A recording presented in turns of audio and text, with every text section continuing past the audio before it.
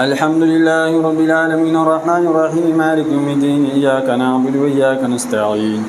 اهدنا الصراط المستقيم صراط الذين أنعمت عليهم غير المغضوب عليهم ولا الضالين.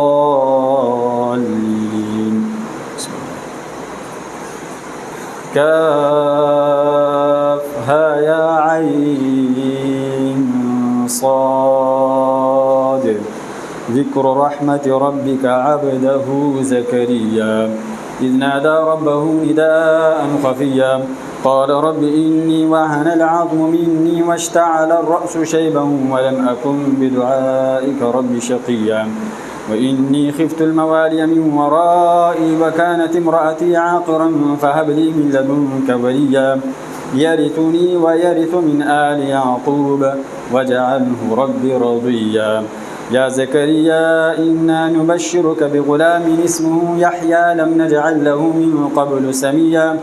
قال رب أنى يكون لي غلام وكانت امرأتي عاقرا وقد بلغت من الكبر عتيا قال كذلك قال ربك هو علي هين وقد خلقتك من قبل ولم تك شيئا قال رب اجعل لي آية قال آيتك ألا تكلم الناس 3 ليال سبيا فخرج على قومه من المحراب فأوحى إليهم أن سبحوا بكرة وعشيا يا يحيى خذ الكتاب بقوة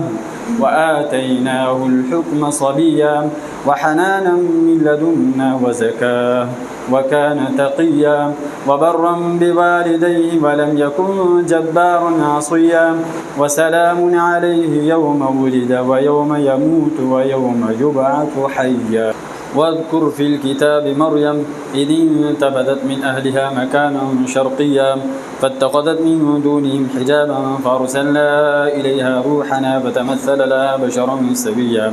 قالت إني أعوذ بالرحمن منك إن كنت تقيا قال إنما أنا رسول ربك لأهب لك غلاما زكيا قالت أنى يكون لي غلام ولم يمسسني بشر ولم أك بغيا قال كذلك قال ربك هو علي هين ولنجعله آية للناس ورحمة منا وكان أمرا مقضيا فحملته فانتبذت به مكانا قصيا فأجاءها المخاض إلى جذع النخلة قالت يا ليتني مت قبل هذا وكنت نسيا منسيا فناداها من تحتها ألا تحزني قد جعل ربك تحتك سريا وهزي إليك بجذع النخلة تساقط عليك رطبا جنيا فكلي واشربي وقري عينا فإما ترين من البشر أحدا فقولي إني نذرت للرحمن صوما فلن أكلم اليوم إنسيا فأتت به قومها تحمله قالوا يا مريم لقد جئت شيئا فريا يا أخت هارون ما كان أبوك امرأ سوء وما كانت أمك بغيا فأشارت إليه قالوا كيف نكلم من كان في المهد صبيا قال إني عبد الله آتاني الكتاب وجعلني نبيا وجعلني مباركا أينما كنت وأوصاني بالصلاة والزكاة ما دمت حيا وبرا بوالدتي ولم يجعلني جبارا شقيا والسلام علي يوم ولدت ويوم أموت ويوم أبعث حيا ذلك عيسى بن مريم قول الحق الذي فيه يمترون ما كان لله أن يتخذ من ولد سبحانه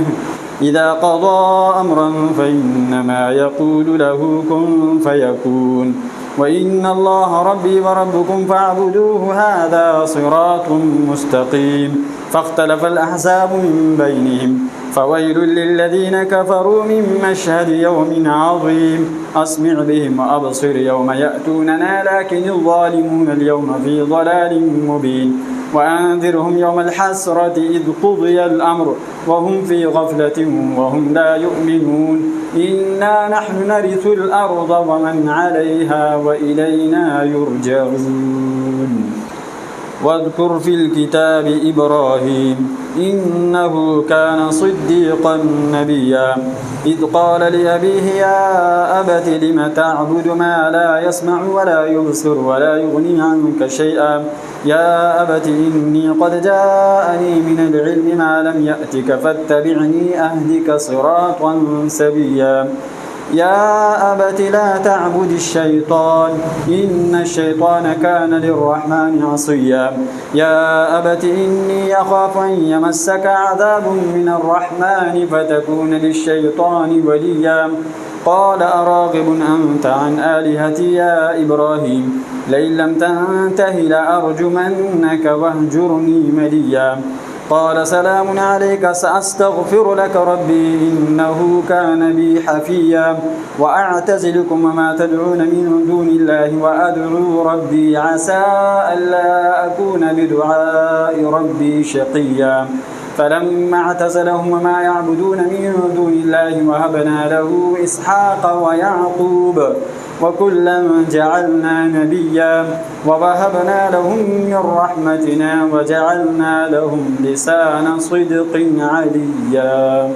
واذكر في الكتاب موسى إنه كان مخلصا وكان رسولا نبيا وناديناه من جانب الطور الأيمن وقربناه نجيا ووهبنا له من رحمتنا أخاه هارون نبيا واذكر في الكتاب إسماعيل إنه كان صادق الوعد وكان رسولا نبيا وكان يأمر أهله بالصلاة والزكاة وكان عند ربه مرضيا واذكر في الكتاب إدريس إنه كان صديقا نبيا ورفعناه مكانا عليا أولئك الذين أنعم الله عليهم من النبيين من ذرية آدم وممن حملنا مع نوح ومن ذرية إبراهيم وإسرائيل وممن هدينا واجتبينا إذا تتلى عليهم آيات الرحمن خروا سجدا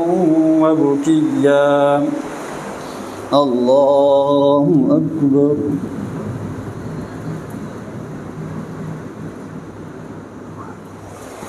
الله أكبر فخلف من بعدهم خلف أضاعوا الصلاة واتبعوا الشهوات فسوف يلقون غيا إلا من تاب وآمن وعمل صالحا فأولئك يدخلون الجنة ولا يظلمون شيئا جنات عدن التي وعد الرحمن عباده بالغيب إنه كان وعده مأتيا لا يسمعون فيها لغوا